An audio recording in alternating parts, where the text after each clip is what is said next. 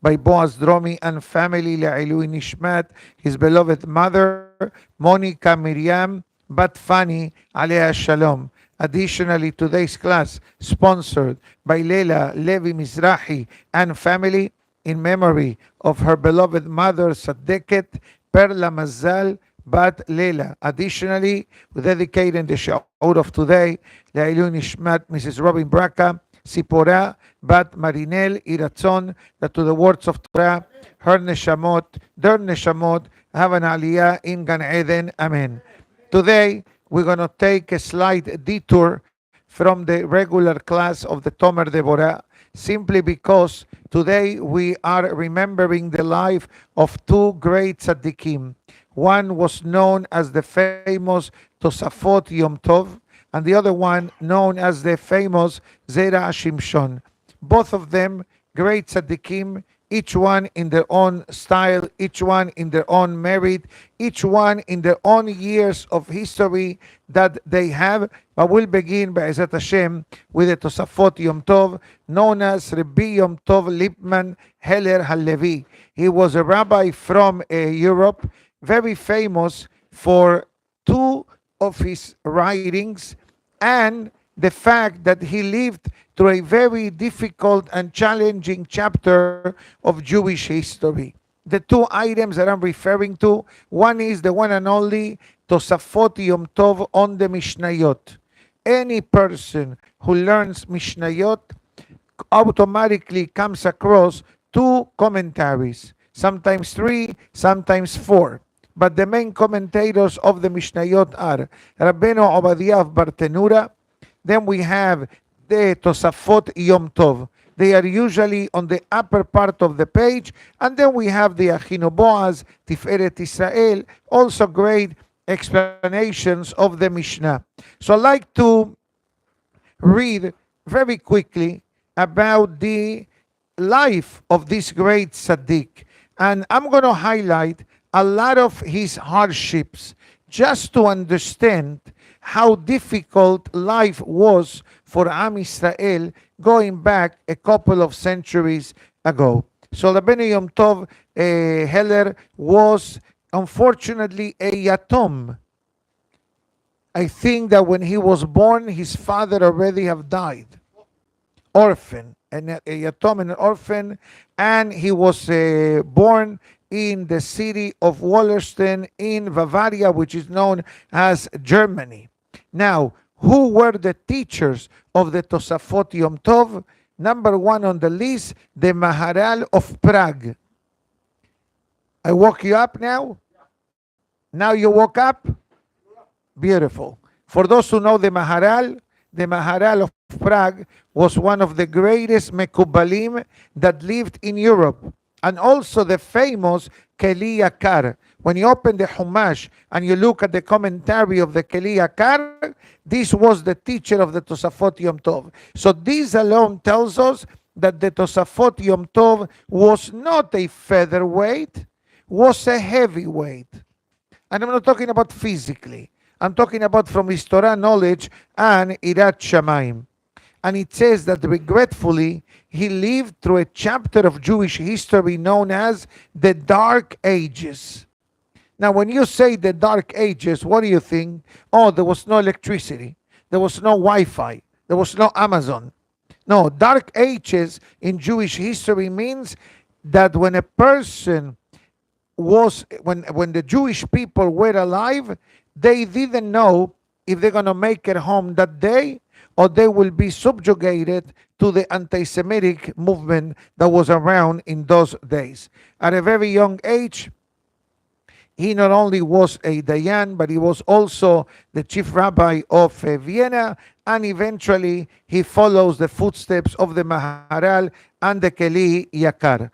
It says, regretfully, there was in his time a tax called the Jewish tax. Yani, you were Jewish, automatically in your 1040 tax return, you had a liability. How much was it? That's approximately 40,000 of the currency. So what happens? That he tried to put money together, But regretfully, this was taken in the wrong way. By whom? By Christianity. That the rabbi was attempting to rebel himself against the tax department of the government, and for that reason, eventually he was put into jail, and eventually he was sentenced to be killed, but eventually was saved. His son made a lot of effort to manipulate, not manipulate, but actually to activate, that's the proper way, some pressure to have the father being released. But the sad part of this chapter of history was that who activated the accusation against the great rabbi? A Jew. A Jew that became an apostate. That's what the story tells us. Nevertheless, Baruch Hashem, he was saved after 40 days being in jail, and then he continues going through different moments of life. The Bah, which was one of the commentators of the Shulchan Aruch, and the Penei Yehoshua, which the Rosh Yeshiva in Krakow, I did visit the Penei Yehoshua. His kever is in Germany, and regretfully, in the middle of his age, of his life, I should say, there was a great tragedy against the Jewish people.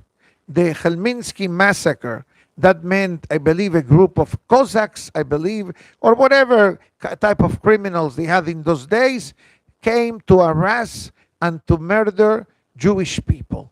How many of them? Close, if not over, 300,000. 1648, 1649. It was in Europe. Yes. Now, not only that, what happens? That regretfully, when this tragedy took place, many husbands were dead, but their whereabouts were not known. That's a topic of agunot. The same thing happened after 9/11.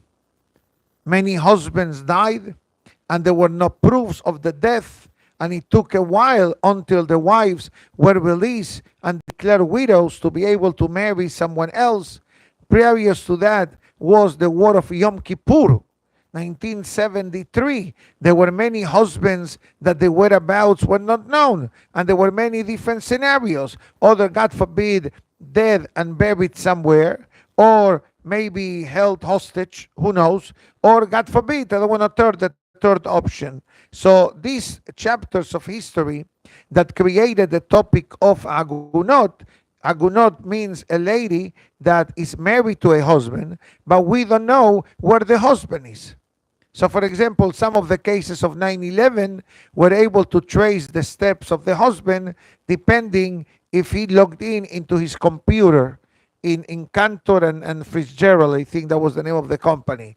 And interesting enough, all the phone calls logged in Boston. So even though the towers collapsed, regretfully, but there was a tracking process through the phone system. So once the husband logged in, let's say at 8:50 or 8:45, etc., so they were able to understand that a person that is on the 92nd floor and the tower hit a bit lower, there was no way for the person to have survived. If he jumps, he doesn't make it. And if he stays in his desk, he doesn't make it. So whatever way you're going to have, this is how they were able to trace. But go back 1648, 1649. You think you had WhatsApp, you had Telegram, or you think you have videos, whatever you had, it was literally hand labor.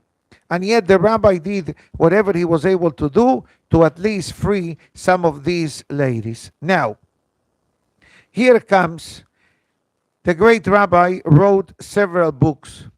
One of them was Megillat Eba. We usually know Megillat Echa, right? The Megillat Echa from Tisha B'Av. Megillat Eva in Hebrew means hatred. Hatred. So actually he writes that can you have a marker? I have it here in front of me.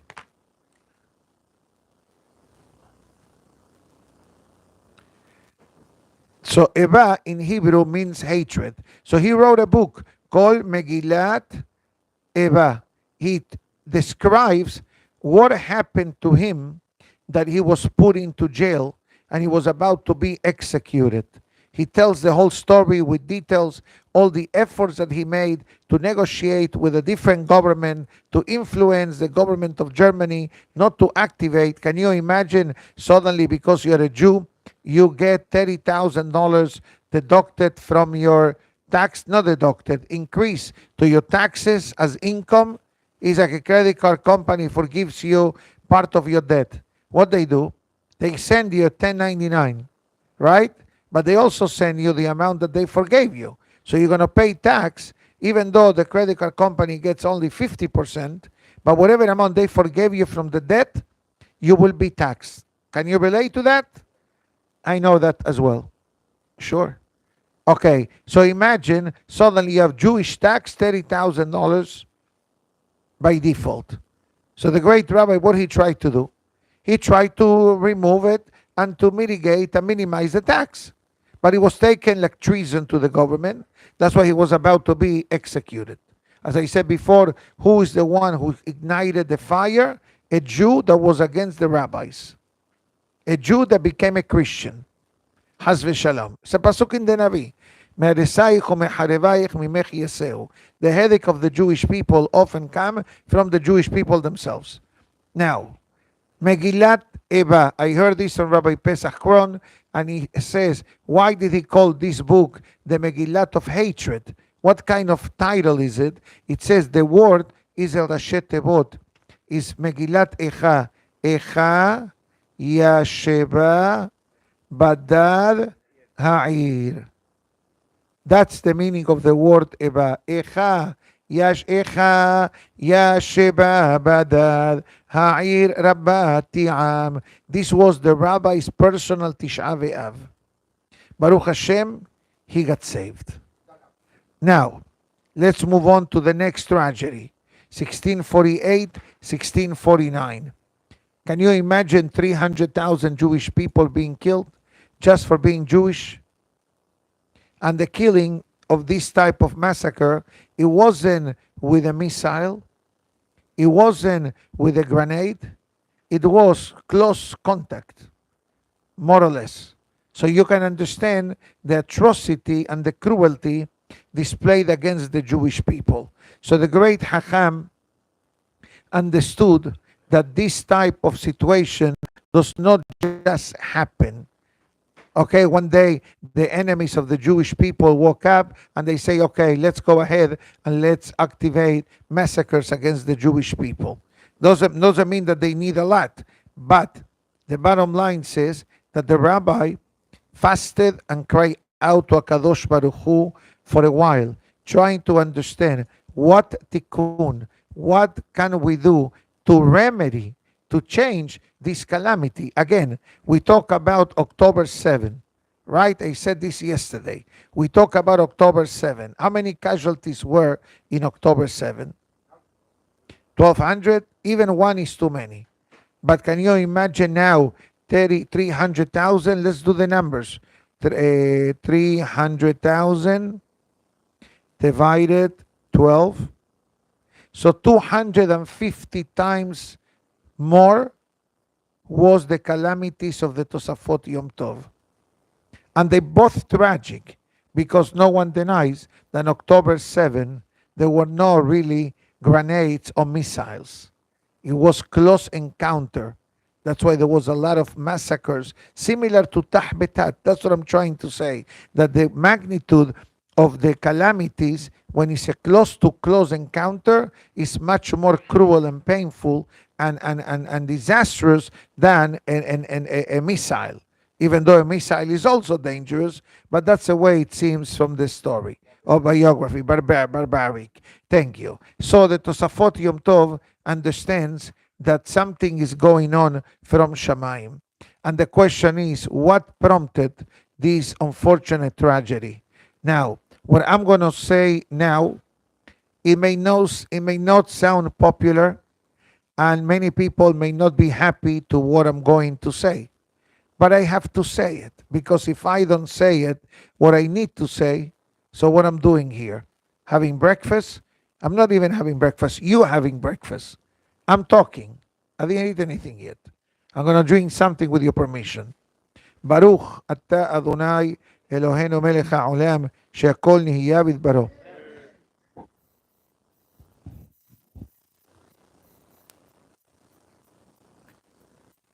And I don't want to hear after the class, no, you're exaggerating.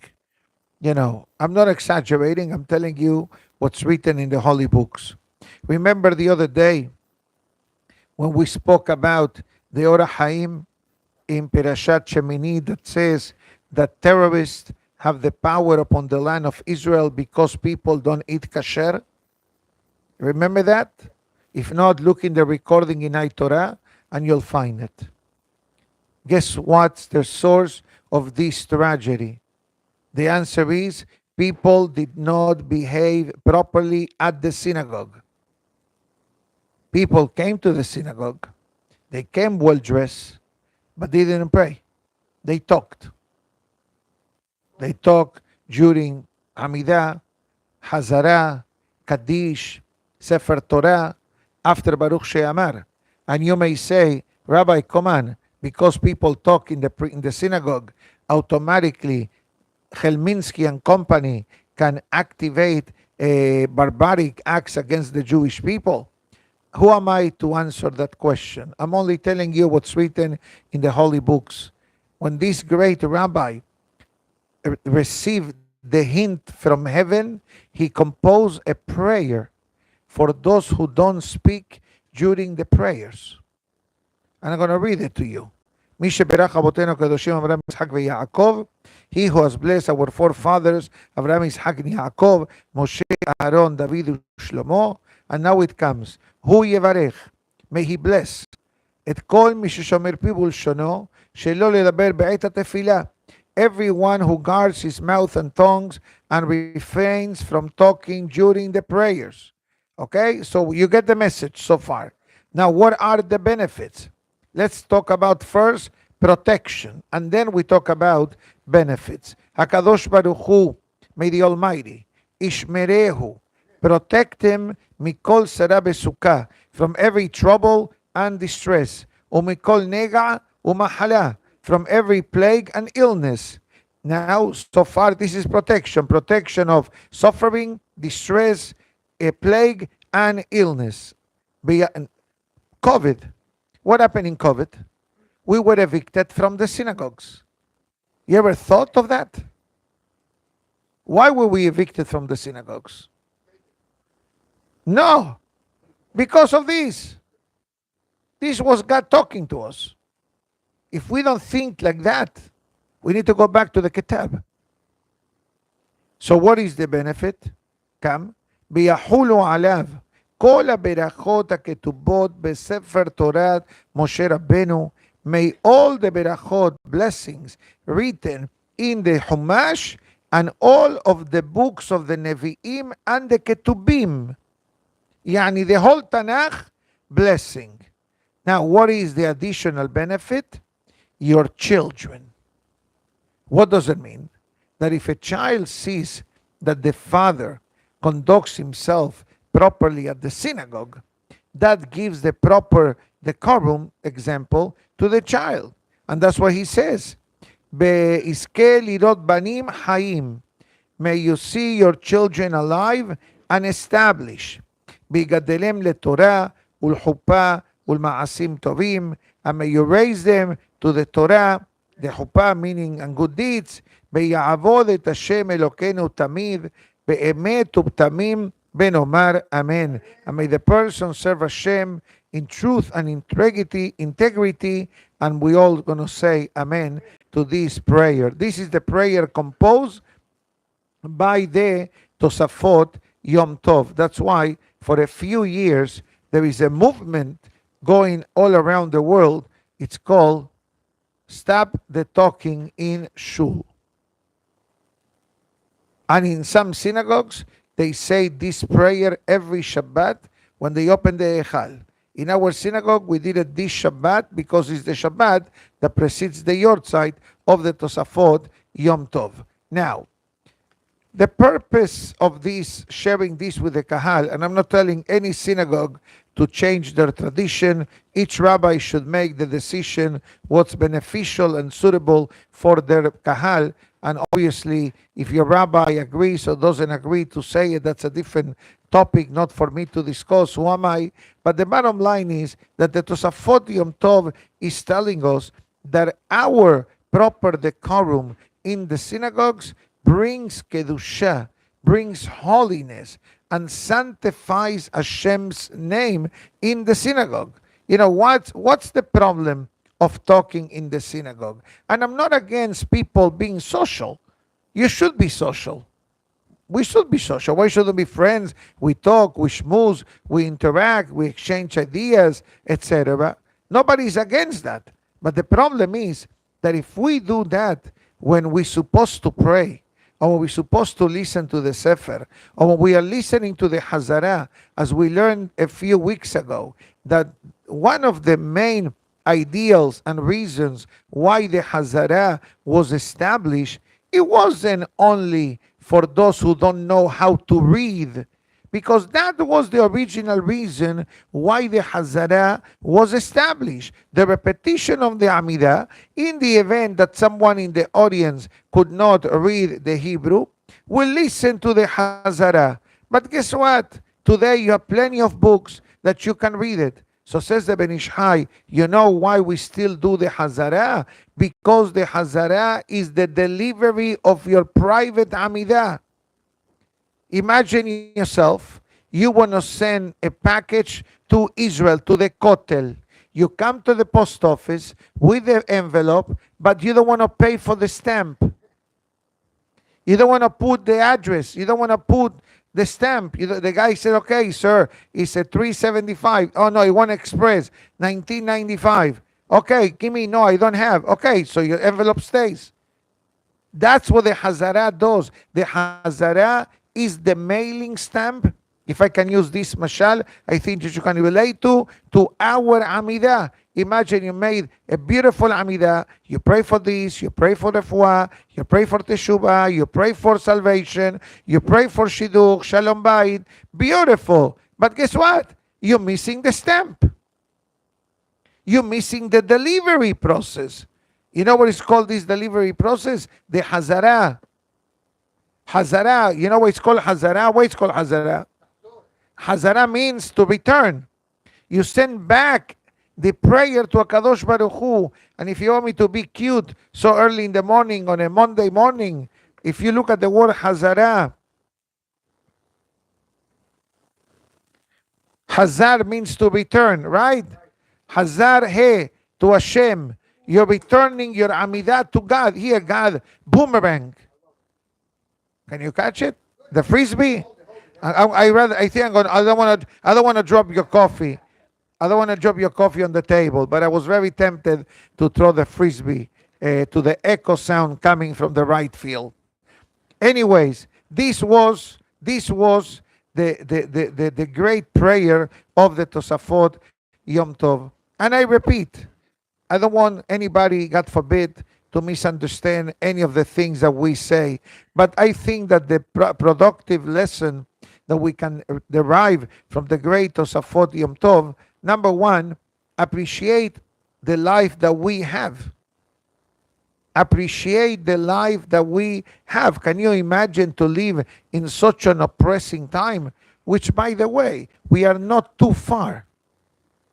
We are not far in the sense of the concept of anti-Semitism, the concept of terrorism. Look at the miracles that happened yesterday and the day before. They caught a guy coming from the border of Canada. They captured a fellow wanting to blow up Chabad houses and synagogues, earmarked targeting Israelis, especially as well, in Brooklyn, 770. Yeah, and others. So we're not living, or boys going back to colleges and universities, considering it twice, and a lot of these things that are happening, are not less dangerous than what happened back then. Because what do you think, how they started? They started overnight?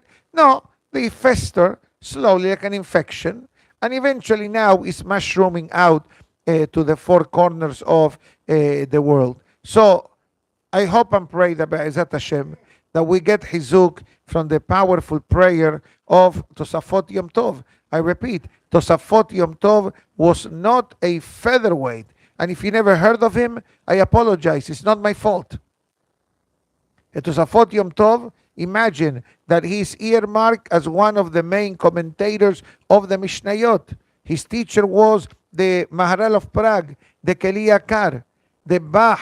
He sided with him. The Penei Yoshua sided with him. For those who learn in the Kolel Yeshiva system, all the names that are mentioned are very familiar. So B'ezrat Hashem, let us take the berachot of the great Tosafot Yom Tov. And because today is his yortzeit and we're talking about him, so guess what? He is in our side in Shamaim now. Today we have an extra advocate. So take upon yourself to enhance your behavior in the synagogue. That's it. Is it possible? Yes. Is it easy? I'll be the first one to tell you no. How many times people come to me during Kaddish, during Hazara, and what do I tell them? After. You have to call Hatzalah. It's an emergency. If you don't have to call Hatzalah, it can wait till the end of the Kaddish. So if we take upon ourselves even a baby step, okay, from now on, I will not talk from after Baruch She'amar. From now on, I will pay attention to the Amidah, say Baruch Hu Baruch Shemo, Amen. From now on, I'm not going to talk during Sefer Torah. You know, you want to talk, there are plenty of other times that you are able to talk. But at least, if we give the proper decorum, like I think it says in the name of the Kedushat Levi, that it says that the Bet HaMikdash was given to us and it was destroyed. The second Bet HaMikdash was given to us and it was destroyed. So God says, forget about it. It's like a father buys a new suit for the child for Rosh Hashanah. By the end of Rosh Hashanah, Faige, out. The father buys another suit for next Rosh Hashanah. Also, the child fools around the suit, you can say Kaddish. You think the father is going to buy a third suit? No, the father is going to say, I'm going to give you a pair of pants. I'm going to give you a shirt. And let's see, if you come back from the synagogue clean and your pants are not torn and are clean and presentable, so I'll buy you a suit. The Kedushat Levi says that's what happened with the Bet HaMikdash. God gave us the first Bet HaMikdash, we blew it. God gave us the second Bet HaMikdash, we blew it as well. So God says, forget about it. Why should I give you a Bet HaMikdash if you're going to go back? I'm going to give you a small pair of pants with a shirt. That's called the Bet HaKnesset, the synagogue. Show me your decorum, show me your behavior, and then I bring you the real Bet HaMikdash. So if we want to expedite Mashiach's arrival, besides everything we do outside of the synagogue, showing the proper decorum to the Bet HaKnesset, I have no doubt that will expedite Mashiach's arrival.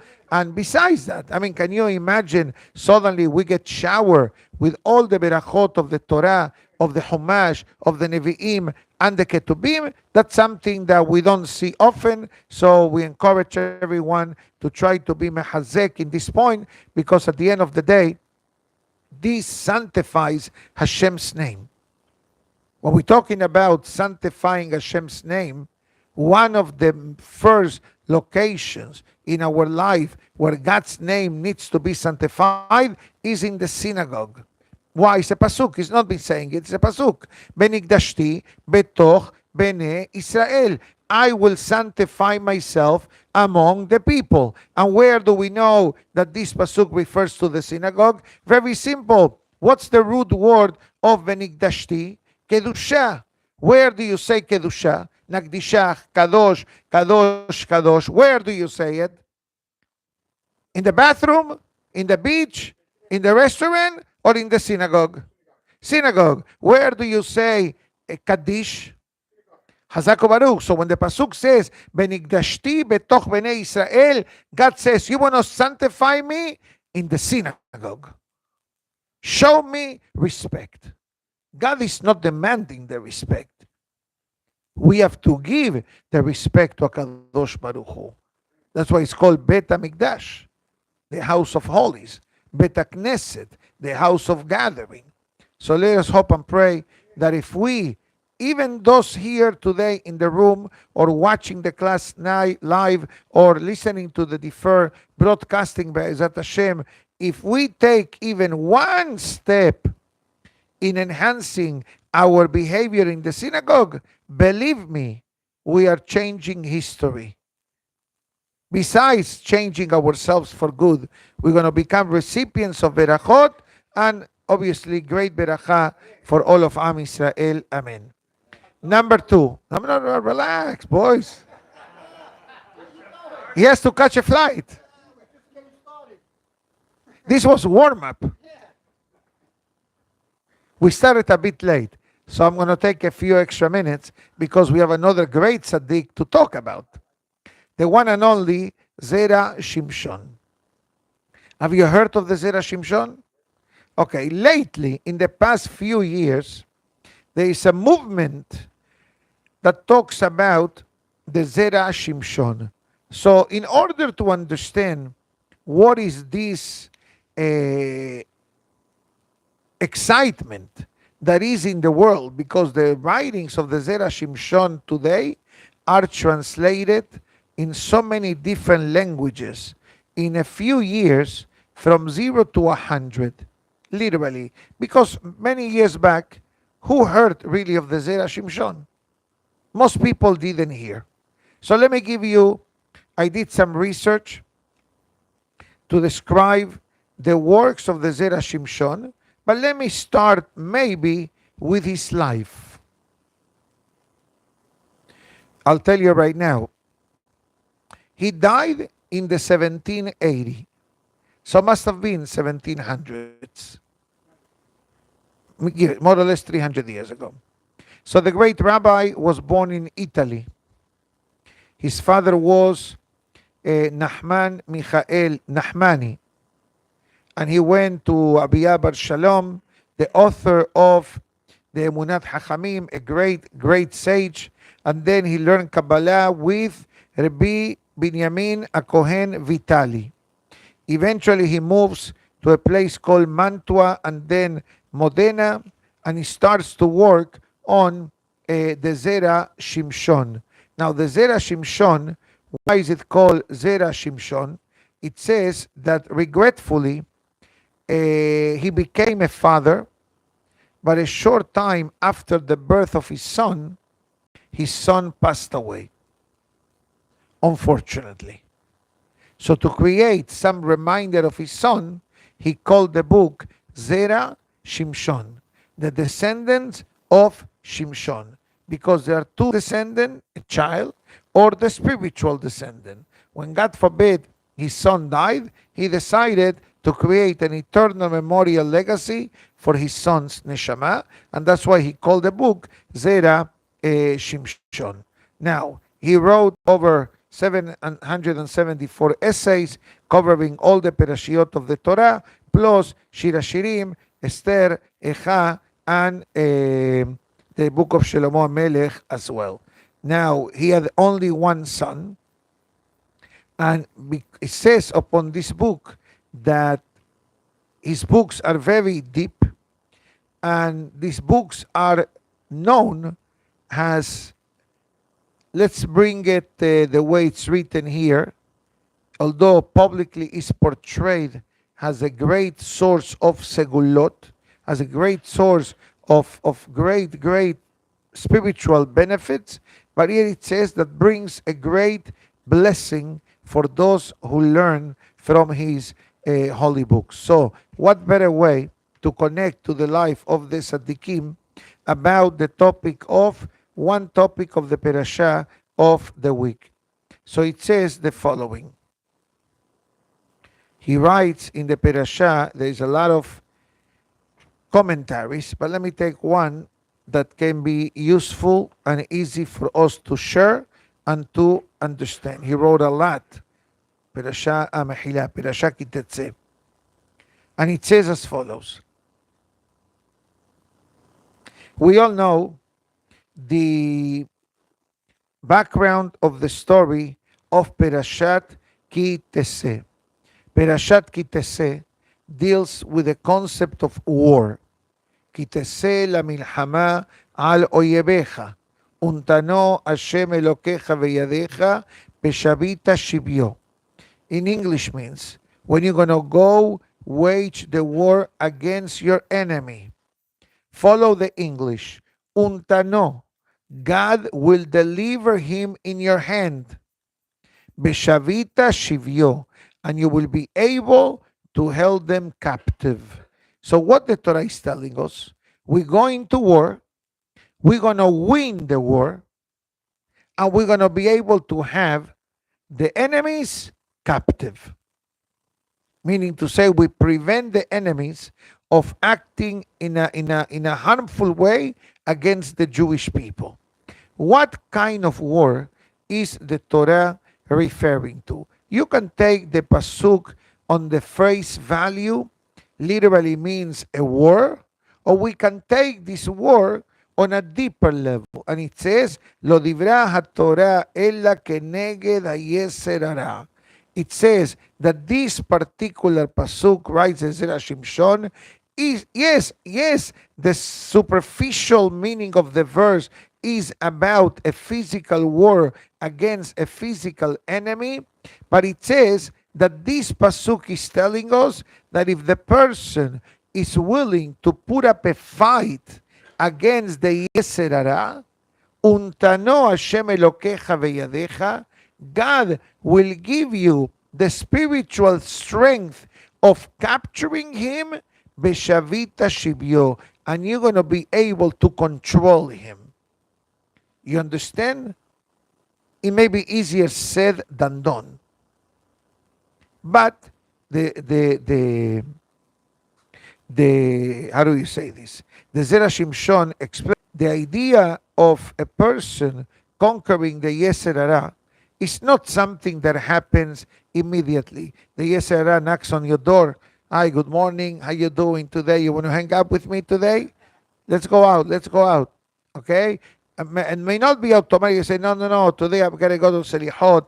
Today I got to go to the shul, have the rabbi's class. The Yeser Hara says, what's the problem? We go after. Go to Selihot. Go to pray. Go to the rabbi's class. Then we go out.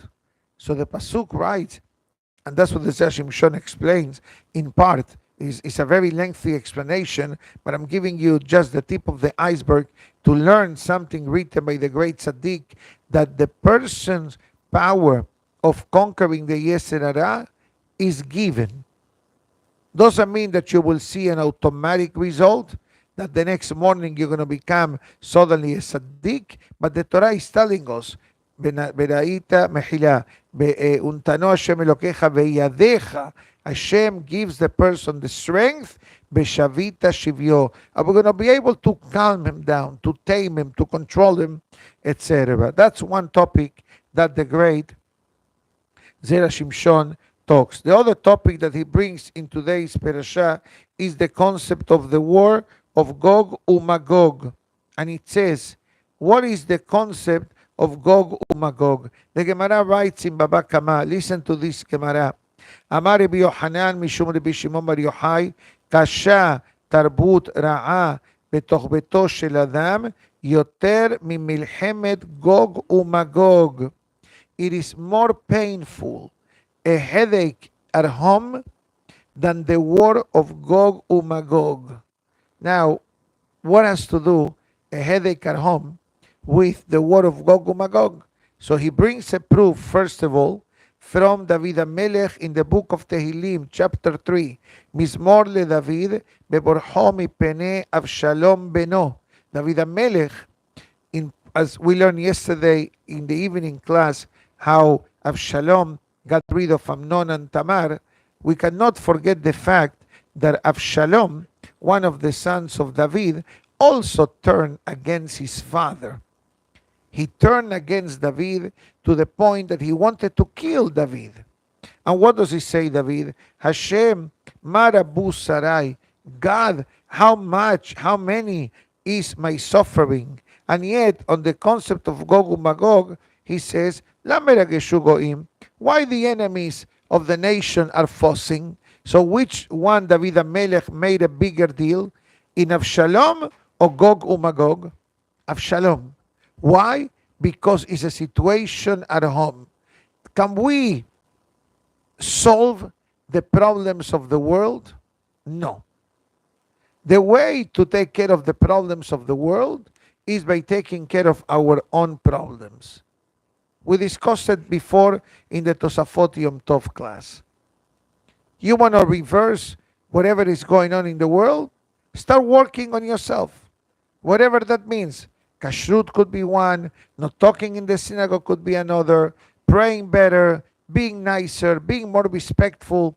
You know, you can hear all kinds of calamities happening in the world, which is serious and delicate, and we hope and pray that all salvation and solutions comes immediately. But what happens when the headache is in your home? When the challenge is in your home? If it's a shalom bayit issue, or if it's a parents-children relationship, it affects the person. And that's what the Zera Shimshon writes, and it says, the concept of the David HaMelech was praying, which brings me up, Shimshon, and it says as follows. It says, Sheheble Mashiach yusarot rabot al am Israel. Says the Zera Shimshon, we need to understand that the world will go through many challenges prior to the ultimate redemption. That's why we call it Heble Mashiach, Heble Leda. The birth pains of Mashiach's arrival, the birth pains of giving birth, like contractions. Okay? So it goes further and it says that part of the challenges that may come prior to Mashiach's arrival is when people regretfully will assimilate their mind, which is regretfully happening. It's happening all over. I don't want to go into further details, but even if you listen some to the news coming from Israel, you have one side, you have another side. We don't really understand. I mean, is this the same country? Are we brothers or are we enemies? God forbid. And guess what? The enemies, like it or not, they bank on this and they take advantage of this. It has been proven, it has been stated, it has been heard, it has been videotaped. So it's not a hidush that we are seeing now.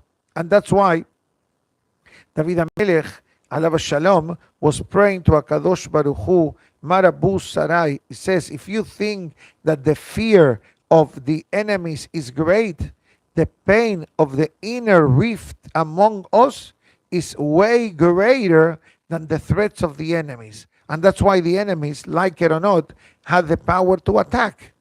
Why? It's a pasuk in the book of Tehillim. David HaMelech says, Hine ma tov u'manaim, shevet achim, gam yachad. How wonderful, how beautiful it is when the brothers are together. And why David HaMelech needs to add, Achim, gam yachad. Brothers and together, because being a brother, having brothers, is not guaranteed that you are together. I'll finish with the following statement. Shabbat night, we have a tradition that we say, Yesimecha Elokim ke'Efraim bechimnashe. Shabbat night, we say Shalom Aleichem, Eshet Hail, the Kiddush. The tradition is that parents bless the children. And interesting enough, that in that blessing, we find something fascinating. That when it comes to the blessing of the girls, what do we say? Sara, Rivka, Rachel, Leah. And when it comes to the boys, we say Ephraim and Menachem. Why don't you say Abraham, Ishak, and Yaakov? Why don't you say Abraham, Ishak, and Yaakov? If you say Sara, Rivka, Rachel, Leah, say Abraham, Ishak, and Yaakov. Don't you say in the Amidah, Abraham, Ishak, and Yaakov? So why don't you say Abraham, Ishak, and Yaakov? Short answer.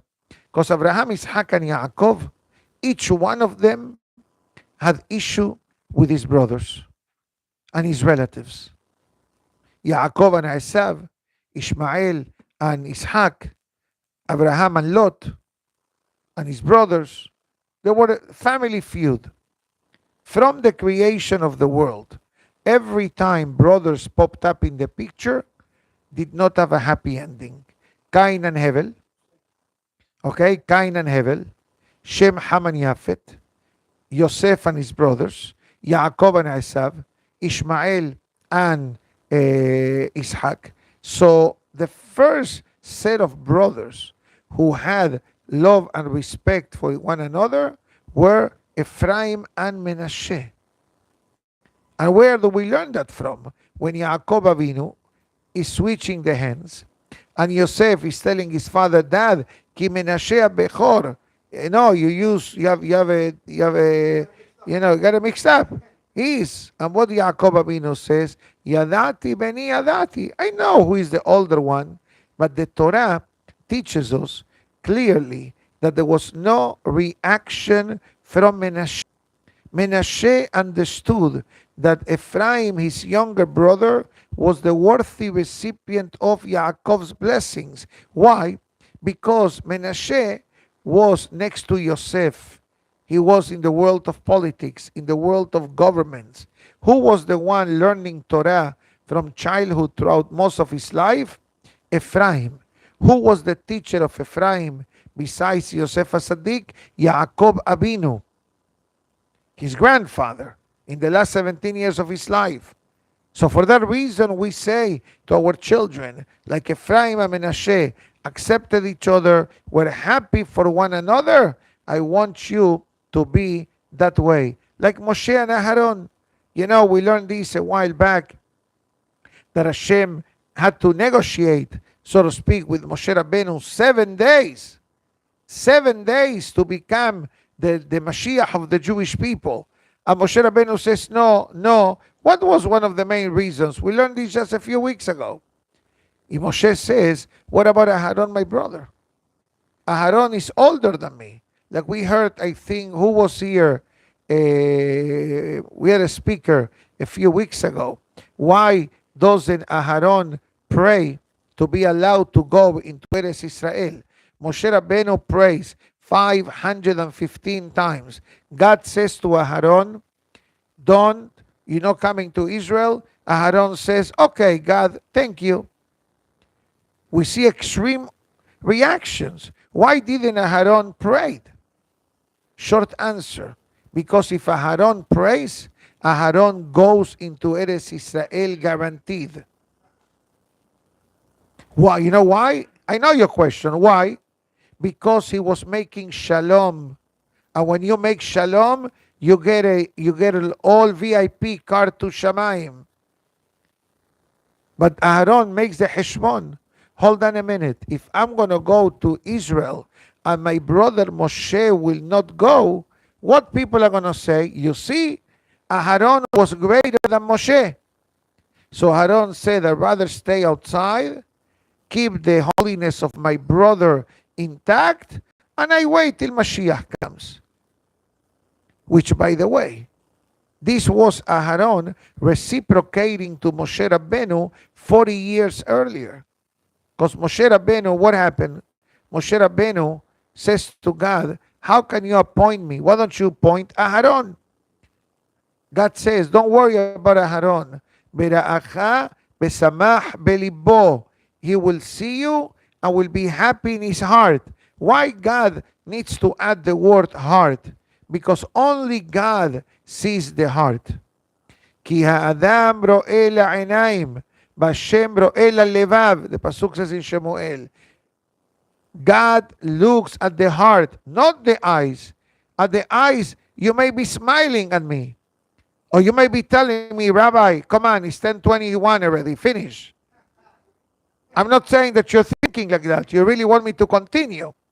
But I need to be respectful of everybody's time and my schedule and iTorah broadcast. So with this, we're going to say, Iratzon, that the zechut of these two tzaddikim, the great Tosafot Yom Tov and the great Zera Shimshon, should be Melitzei Yosher for us, for our families, and all of Am Yisrael, and Be'ezat Hashem, we shall have Besurot Tovot, Bekol Yeshuot. Amen. Baruch Adonai Le'olam. Amen be'amen. Rabbi Hanania ben Akashia Omer, רצה הקדוש ברוך הוא לזכות את